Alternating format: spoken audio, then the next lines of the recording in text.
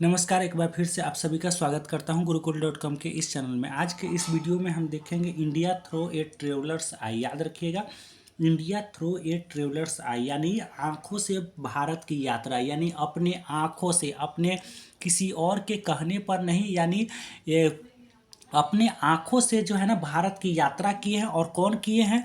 तो एक जो है महिला कर रही है, जो राइटर है पर्ल एस बक।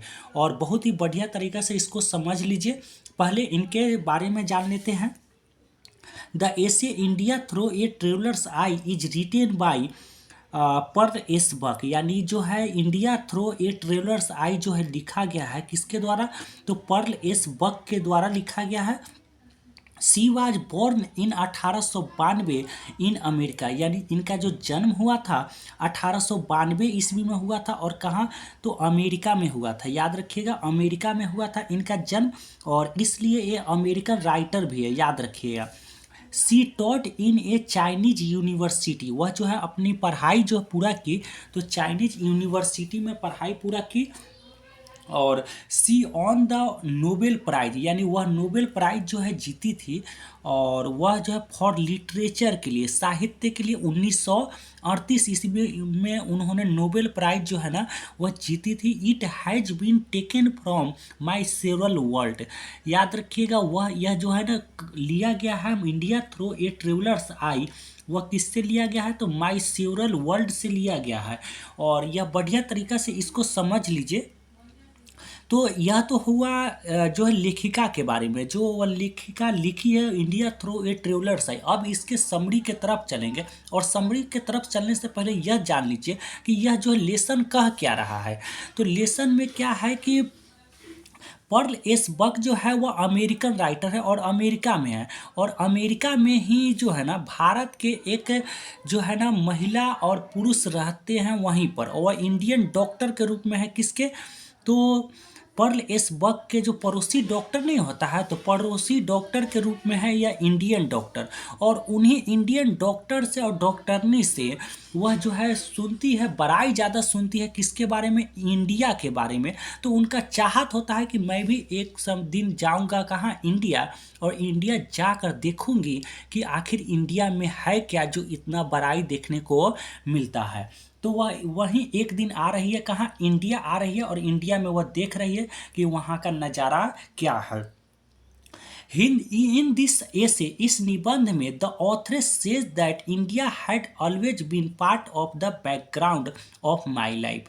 यानी इस निबंध में ऑथरेस यानी लेखिका कहती है कि इंडिया हमेशा से ही मेरे जीवन का बैकग्राउंड रहा है, क्योंकि वह इंडिया के बारे में बहुत ज़्यादा सुनी थी कि इंडिया ये है वो है। तो उनकी इच्छा हो रही है कि एक दिन हम भी इंडिया में जाएंगे, भारत में जाएंगे, और भारत में देखेंगे कि आखिर भारत में है क्या जो इतना बड़ाई सुनने को मिलता है। और कौन बड़ाई कर रही है? तो इंडियन जो है ना डॉक्टर है और इंडियन डॉक्टर नहीं है, वही बड़ाई कर रही है अपने देश का यानी इंडिया का। तो किसी का भी अपने देश के बारे में, अगर आप ही चल जाओ, दुबई चल जाओ, कतर चल जाओ, या किसी भी देश में चल जाओ, इंग्लैंड चल जाओ, ऑस्ट्रेलिया चल जाओ, किसी भी देश में चल जाओ, तो वहाँ पर आप अपने देश का क्या करोगे? कभी बुराई नहीं करोगे। आप हमेशा ही उस अपने देश का है ना पूरी तरह से बड़ाई करोगे कि मेरा देश ये है वो है। तो वही जो है सुन रही है कौन? Pearl S Buck. तो उनको इच्छा हो रहा है कि वह भारत में जाए और भारत में जाकर अपने आंखों से देखे कि आखिर भारत में क्या सच्चाई है, क्या हकीकत है। This is the personal record of her life, यह जो है उनका पर्सनल रिकॉर्ड है उनके जीवन का। Which shows her love for the poorest people living in the village of India.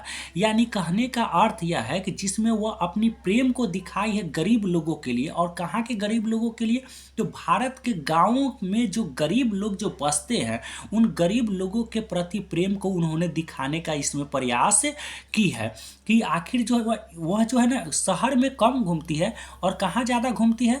तो वह भारत के गाँव में ज़्यादा घूमती है, क्योंकि गाँव से उनको ज़्यादा प्रेम मिलता है। आगे क्या है कि the source of her knowledge about India was her Indian family doctor and his wife. मैं आपको बताया हूँ ना कि यही इंडियन फैमिली डॉक्टर के रूप में है पर्ल एस बक के पड़ोसन में है डॉक्टर। और जब भी इनको किसी प्रकार का ऐसा कुछ हो जाता है तो वह डॉक्टर जो है ना वह पूरी तरह से इलाज जो है ना करते हैं किसके, पर्ल एस बक के। और उनकी पत्नी भी है उनके पड़ोस में रहती है, तो जो बार बार उनके पत्नी के द्वारा और उनसे सुनती है कि मेरा इंडिया ऐसा है वैसा है बहुत अच्छा है। तो वह भी यह सुनकर वह चाहती है कि एक बार मैं भी इंडिया जाऊंगी और इंडिया के बारे में जानूंगी कि आखिर इंडिया सच में कैसा है। आगे क्या है कि देखिएगा, तो वहीं जो है ना नॉलेज जो है मिल रहा है किससे, तो इंडिया के बारे में नॉलेज जो मिल रहा है भारत के बारे में, तो हर Indian family doctor and his wife, यानी उनके इंडियन फैमिली डॉक्टर से और उनके पत्नी से काफ़ी ज़्यादा सुनने को मिला है। She also studied the life of Gautam Buddha and got more information about India. देखिए ऐसे तो इनसे बहुत ज़्यादा सुनने को मिला, किनसे, तो इंडियन फैमिली डॉक्टर से और उनके पत्नी से। लेकिन इससे पहले जो है ना वो बहुत ज़्यादा स्टडी कर चुकी थी किससे, गौतम बुद्ध, यानी गौतम बुद्ध के बारे में जान चुकी थी कि गौतम बुद्ध किस प्रकार जो है अहिंसा के नीति अपनाए थे और शिक्षा दिए थे बहुत ही बेहतरीन। और उसके बाद बहुत ज़्यादा भारत के बारे में इंफॉर्मेशन वह पहले से ही प्राप्त कर चुकी थी। तो उनका भी मन था कि वह एक बार जो है ना वह जाए कहाँ, तो भारत में जाए और भारत में देखे कि आखिर भारत की सच्चाई क्या है। She comes India not to see the Taj Mahal, यानी वह कह रही है कि मैं वह जो जाती है कहाँ, वह आती है इंडिया, तो इंडिया आती है तो ताजमहल देखने नहीं आती है, वह ताजमहल देखने नहीं आती है, फतेहपुर सिकरी देखने नहीं आती है, या फिर कोई हिस्टोरिकल प्लेस बड़े बड़े इमारत देखने नहीं आती है, बड़े बड़े जगह देखने नहीं आती है, रेस्टोरेंट घूमने नहीं आती है, पार्क घूमने नहीं आती है, किसी मंदिर मस्जिद का दर्शन करने नहीं आती है, बल्कि वह किस लिए आती है यहाँ पे, तो she comes to see and listen the young intellectual in the cities and the peasant in the village.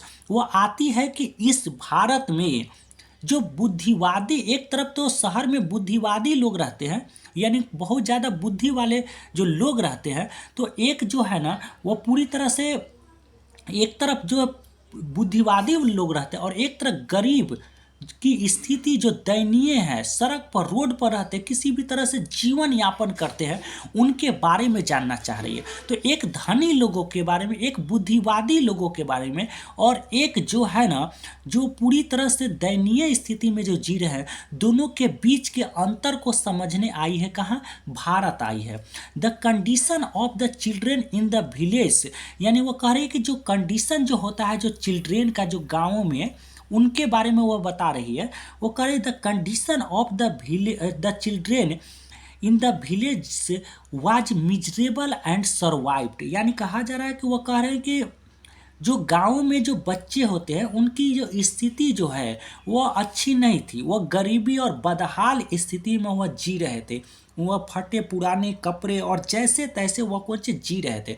यहाँ पर जब गांव में भ्रमण की तो वह देखी कि गांव में जो है ना, भारत के गांव में जो बच्चे हैं जो खेलते हैं जो रहते हैं वो काफ़ी जो बदहाल स्थिति में रहते हैं, उनके पास अच्छे कपड़े नहीं है पहनने के लिए, खाने के लिए अच्छी चीज़ें नहीं है, वो किसी भी तरह से वह जीवन यापन कर रहे हैं, शिक्षा की सही व्यवस्था नहीं है। It was the time of second world war, यानी कहने का अर्थ यह है कि वह कब आई थी, तो वह आई थी उस समय जब सेकेंड वर्ल्ड वॉर चल रहा था, यानी 1939 से लेकर 1945 तक जो सेकेंड वर्ल्ड वॉर चल रहा था, उस वर्ल्ड वॉर के दौरान वह आई थी। And the intellectuals did not want to support England because in the first world war India supported to England to get freedom from England, but England cheated India and broken the promise। देखिए यहाँ से यहाँ तक समझ लीजिएगा क्या कह रहा है कि बहुत ही बड़ी चीज़ है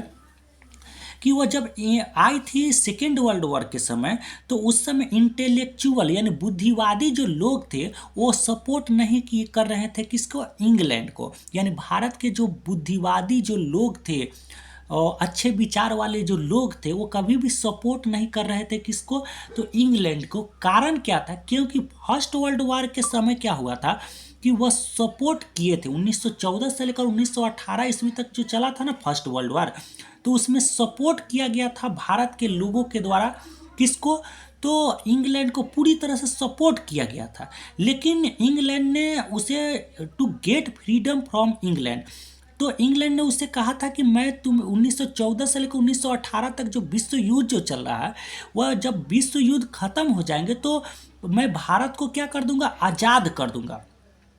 गेट फ्रॉम किससे, तो इंग्लैंड से आज़ाद कर दूंगा इंडिया को। लेकिन वह क्या है कि चीट कर लिए, यानी but England cheated India, England ने इंडिया को क्या किया, चीट किया। देश जो है ना, उसका जो देश जो है जर्मनी से लड़ाई हो रहा था और वह जीत भी गया युद्ध, फिर भी वह क्या है, वह प्रोमिस को तोड़ दिया और कहा कि मैं भारत को आज़ाद अभी नहीं करूंगा। और फिर जो 1939 से लेकर 1945 तक जो युद्ध चल रहा है सेकेंड वर्ल्ड वार, उस समय भी वह कह रहे हैं कि आप हमारा साथ दीजिएगा तो हम भारत को क्या कर देंगे, आज़ाद कर देंगे। तो वो आप समझ गए हैं कि ये सब क्या है, चीट है, और वह ऐसा कर नहीं रहे और उस प्रोमिस को वह कौन चीज़ है, वह तोड़ दिए हैं। जो वह अब कह रहे हैं कि नहीं, अब मैं जो है बहकावे में आ सकता नहीं हूँ। और उसके बाद जो है यहाँ तक ख़त्म हुआ। और उसके बाद जो है ना, यह जो है वर्ड मीनिंग है, वर्ड मीनिंग को भी बढ़िया तरीक़ा से समझ लीजिए और लिख लीजिए ताकि आप एग्जाम में अच्छा तरीक़ा से लिख सके। तो thanks for watching the video, मिलते हैं अगले वीडियो के साथ।